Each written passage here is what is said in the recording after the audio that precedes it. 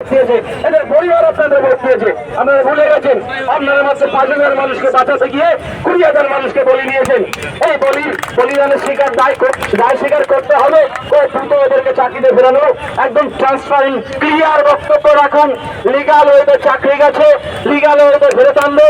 Education department immediately circular করুন যে একদম সুপ্রিম কোর্টের রেফারেন্স দিয়ে এই রেফারেন্সে যাদের চাকরি গেছে তারা শিক্ষাক্ষেত্রে ফিরে আসুন, স্কুলে যোগদান করুন, তাদের বেতন বন্ধ হবে না।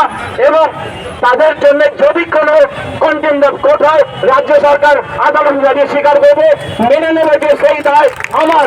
যদি সেটা রাজ্য সরকার করতে পারেন, শিক্ষামন্ত্রী করতে পারেন, এই সমস্ত শিক্ষকরা আপনার পাশে থাকবে, আমি কথা দিচ্ছি। সমস্ত দায় রাজ্য সরকারকে নিতে হবে, আদালত থেকে দায় স্বীকার করুন, তাহলে এরা আপনার সঙ্গে থাকবে। না হলে এ শিক্ষক কি করতে পারে জানেন না, একটা বিপ্লব মনে হয় সমাজে সমাজে সমাজে তারপরে সেটা বিকশিত হয়। আর শিক্ষকরা যদি একবার বেঁকে বসে, ভুলে যাবেন না, যুগ যুগ ধরে আপনাদের ভুলে যাবে ইতিহাস, আপনাদের ভুলে যাবে ইতিহাসে আপনাদের শিক্ষকরা ইতিহাস পড়ায়। এই যে ইতিহাসে আপনাদের নাম থাকবে সেই ইতিহাস শিক্ষকরা পড়াবে না, ছাত্ররা আপনাদের কথা ভুলে যাবে, জীবনে শুনতে পাবে না। সময় থাকবে ভুল স্বীকার করুন, ওই মাসিক প্রকাশ করুন, এম প্যানেল ঠিকঠাক করে প্যানেল করুন।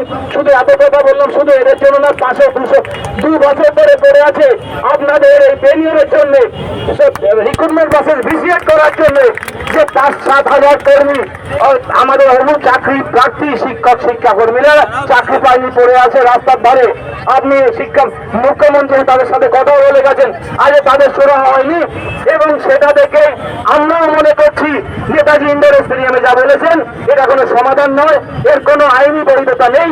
অথবা আইনি বৈধভাবে একটা বিজ্ঞপ্তি প্রকাশ করেন, কথা বলুন। শিক্ষকরা আন্দোলন করবে না, শিক্ষকরা সমাজের চকদাসটা নিয়ে গিয়ে বিদ্যালয়ে পড়াবে, এই কথা শিক্ষকরা দিচ্ছে। ধন্যবাদ সবাইকে, ভালো থাকবেন। লড়াই ছাড়া কোন গতি নেই, লড়াই লড়াই লড়াই চাই।